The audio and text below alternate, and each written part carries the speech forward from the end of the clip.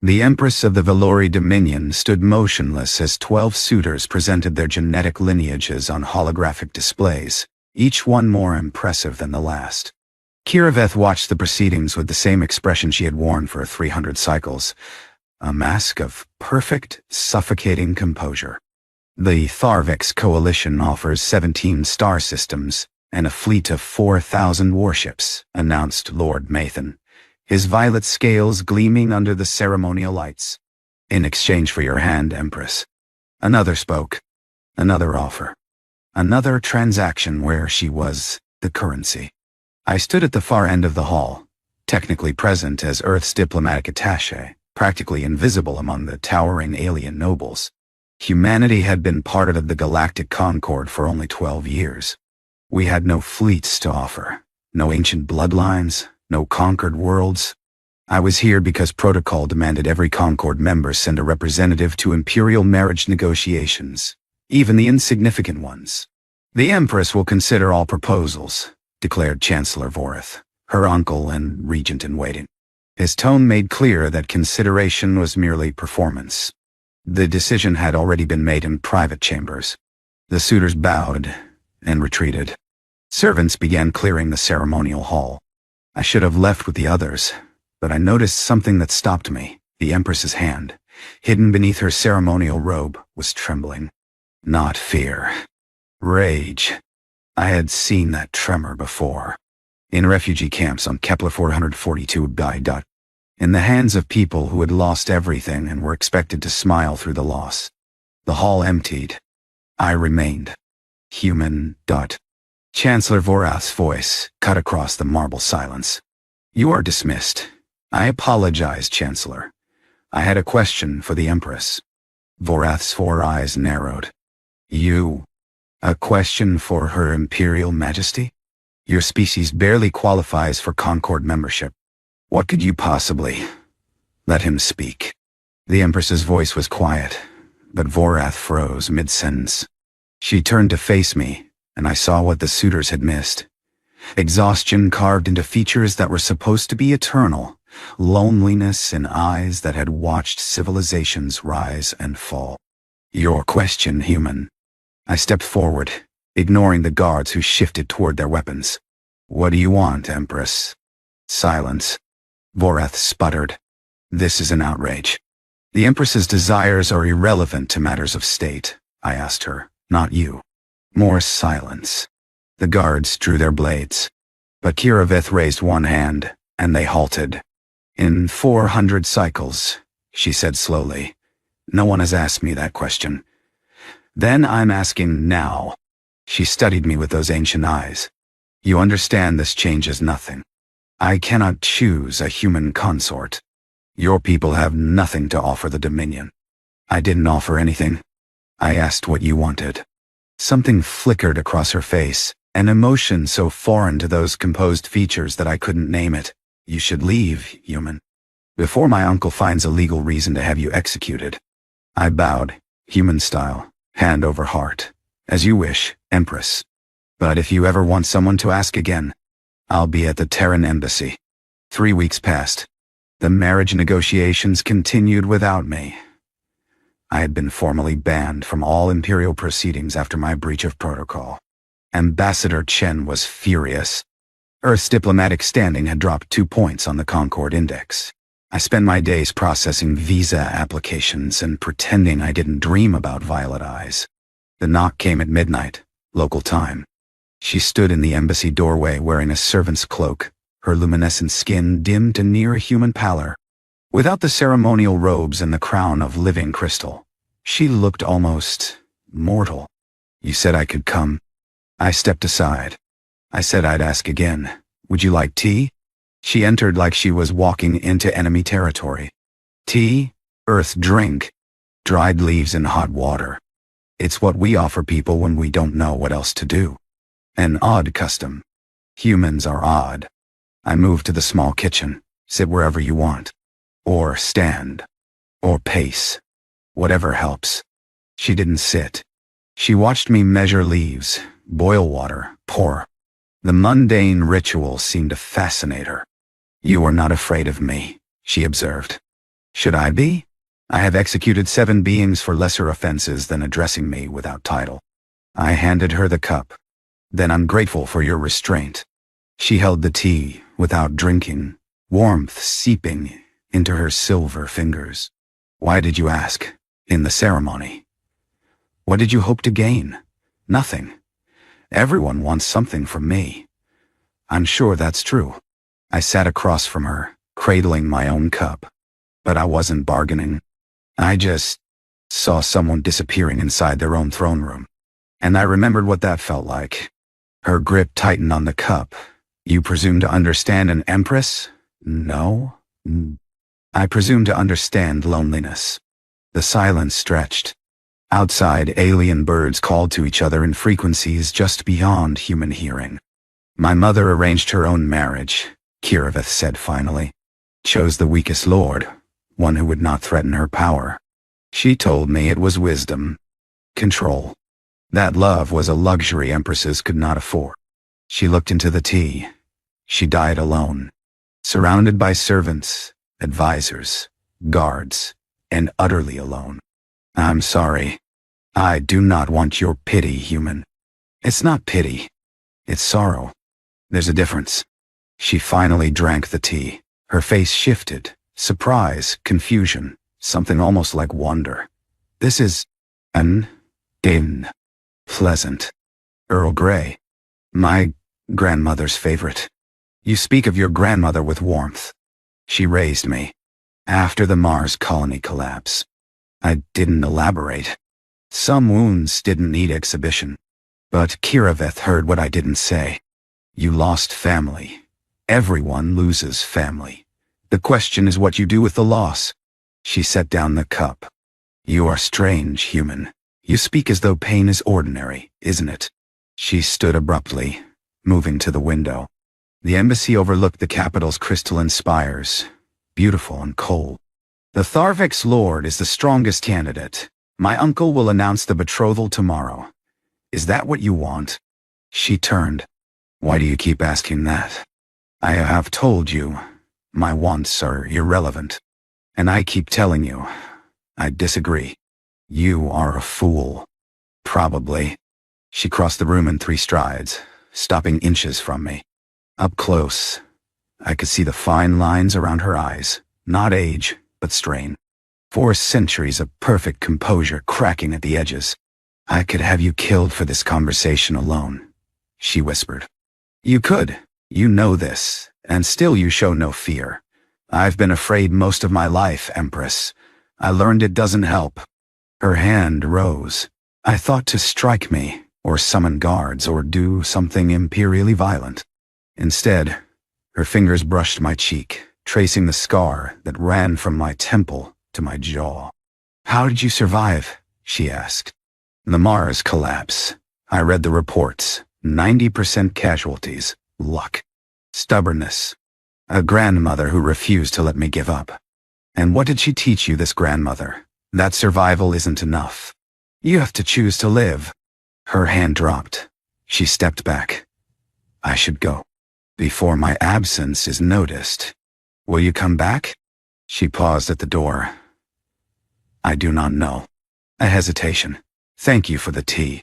She vanished into the night like she had never been there at all.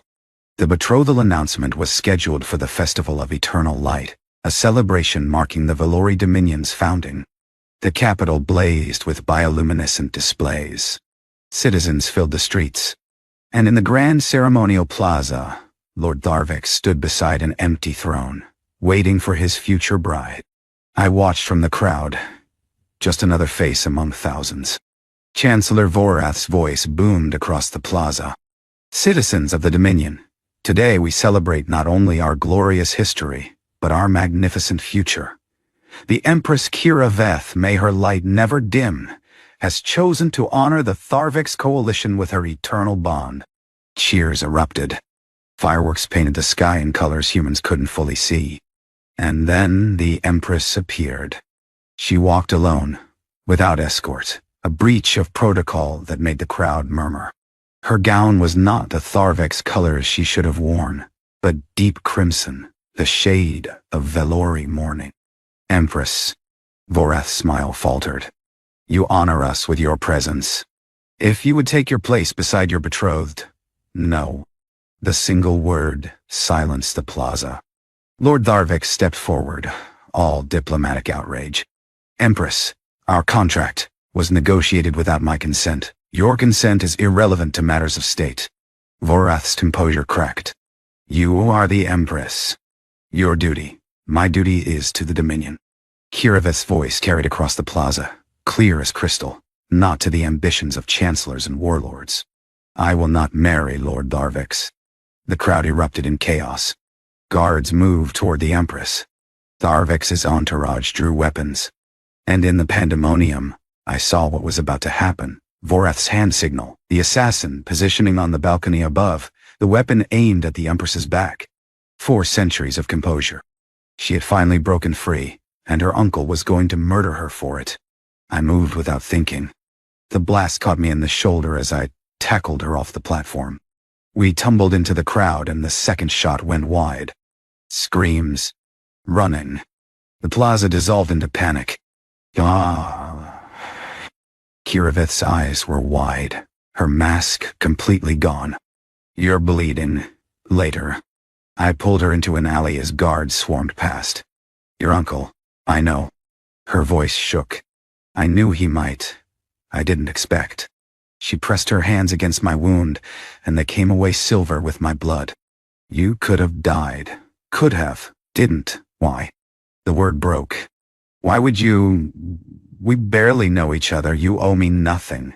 I asked what you wanted. You finally answered. By choosing nothing?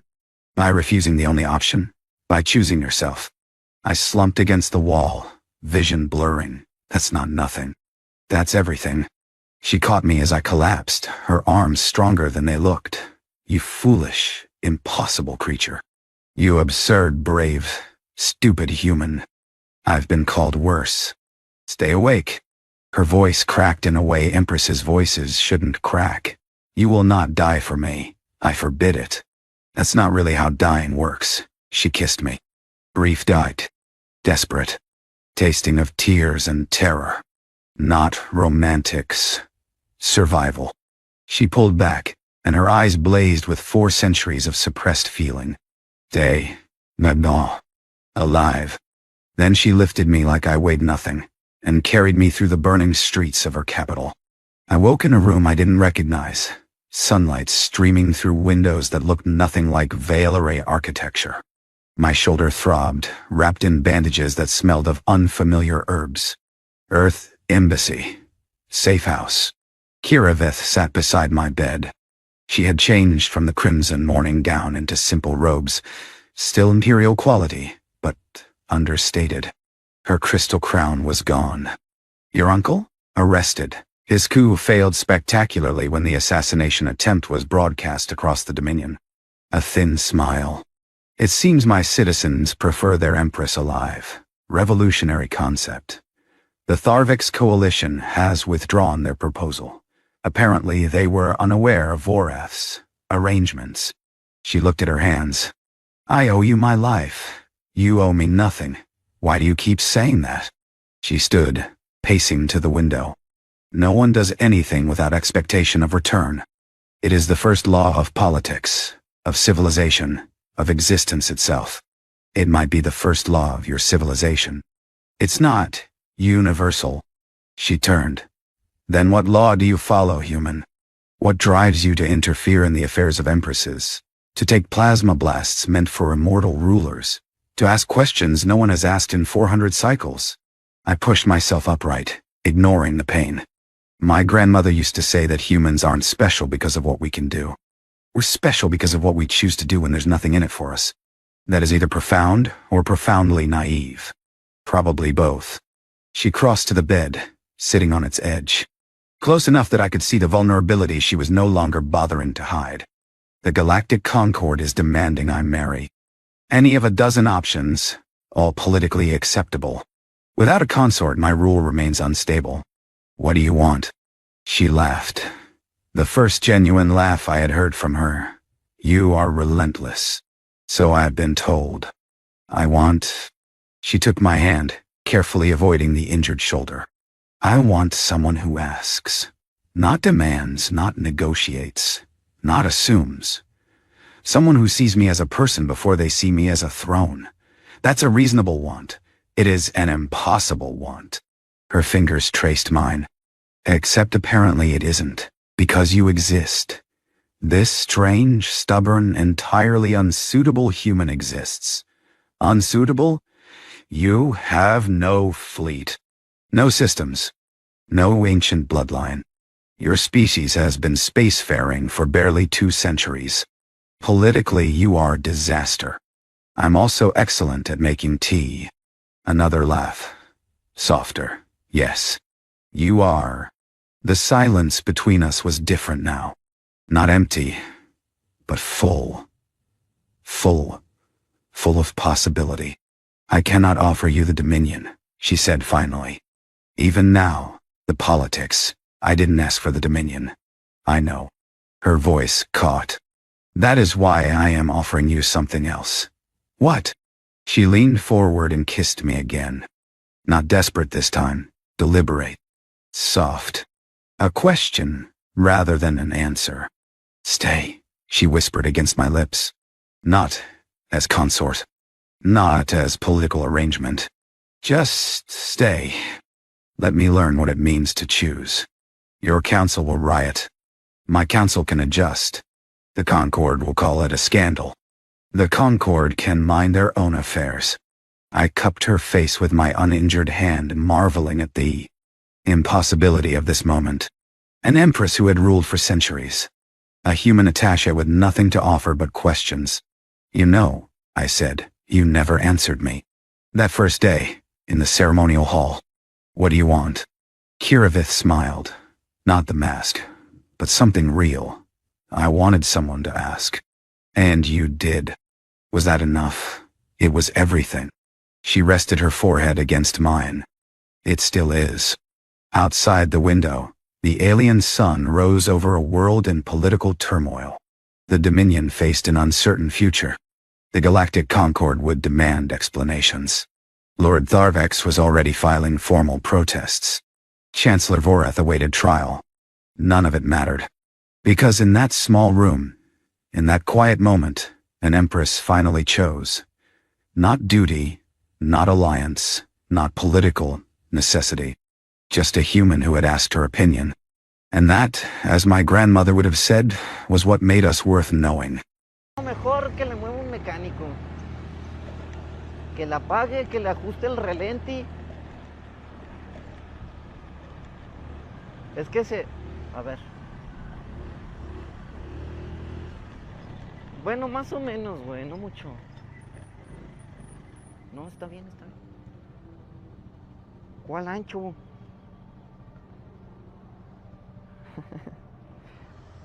Dije rancho, ¿no? Son los pistones, güey. No mames, que el pistón ya no pistea. Hay que darle agua, mamón.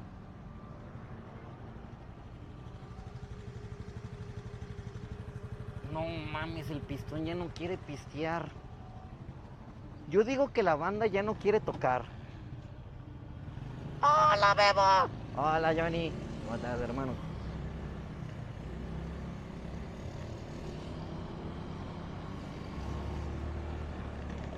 Ay, pendejo. Oh, la verga. Güey, pinche calle horrible, güey. No mames. Su puta madre. Anga tu madre. Che calle horrible, güey. A ver. Por eso se verguean las de estas.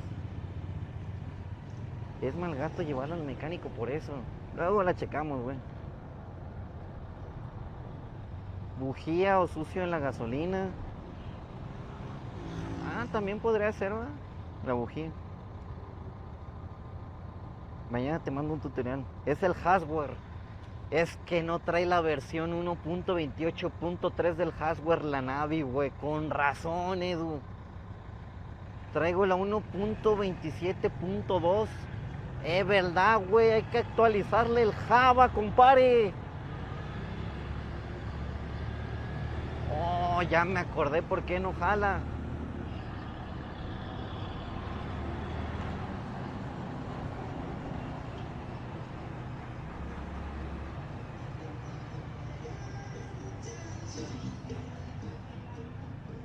Es que traes Windows 11, güey. Pues es el más actual, ¿no? No, hombre, la navizona. Chingada madre, chatoncio. Ahí te paso los drivers. Gracias, Edu, gracias, güey. Me pasas los drivers por una USB. La USB la tengo que conectar al motor, ¿va? Y se hace la actualización solita. Miren, compadres, aquí fue donde a nuestro compadre, el Evil Tesayan, le dio un pinche ataque en la pata, güey. Falla de la capa 8. No, güey, es Windows 11 Pro. Chinga, man. El ralente de mi carro sube, baja, pongo estando parado. Ocupo limpiar el sensor MAF o el cuerpo de aceleración. ¿Qué tan caliente anda el repartidor? Ah, eso siempre, brother. A mí no me pongo ninguna morrita enfrente porque vale verga. Me la echo a la desgraciada. Eso de andar caliente es de diario, compadre. Me hizo dar una vueltezota, ¿no, Jimena? Ahorita que lo estoy pensando.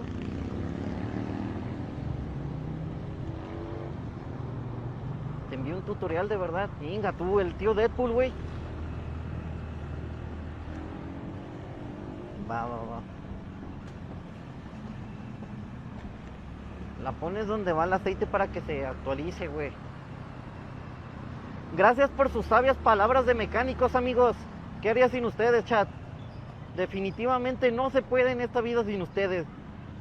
Gracias por decirme cómo se actualiza el hardware de la de esta. Es que yo le eché un aceite que decía aceite Nutrioli. Decía que para todos los usos, pues yo le eché. Nada más que como que empieza a oler como a gorditas de vez en cuando la nave, güey.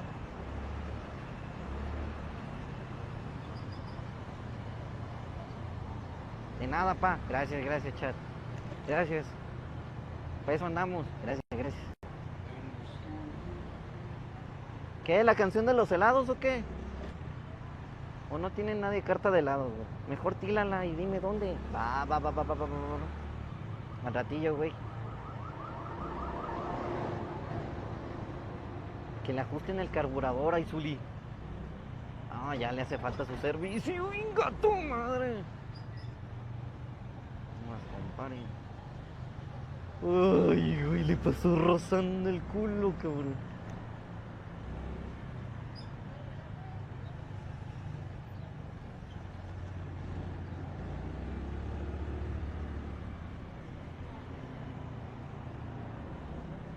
También puede ser que el carburador esté sucio. Sí, ya le hace falta, güey. Puras mamadas andas diciendo, Ricardo. Oh. Déjeme, comare. Desgraciado, ya no me dejó entrar. ¡Ojo! Zona centro. Siguiente pedido, chicos, 30 pesos. Ay, güey. ¡Muévanse! Míralo. Espérame, güey. No vas a canjear, pendejo. Que aquí sí hay tránsito, espérame, güey. ¿Esa madre es de carburador? La Navi sí. La Navi sí es carburada. La SR sí es de inyección electrónica. La Navi sí es carburada, güey.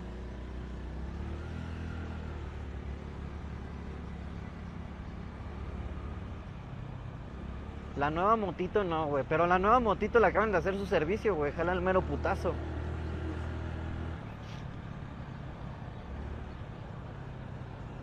Gracias, señor Deadpool. Ya lo vi. Gracias, weón. Siguiente pedido, chicos. 30 pesos. 3 kilómetros. 10 pesos por kilómetro, según esto. No sé qué vaya a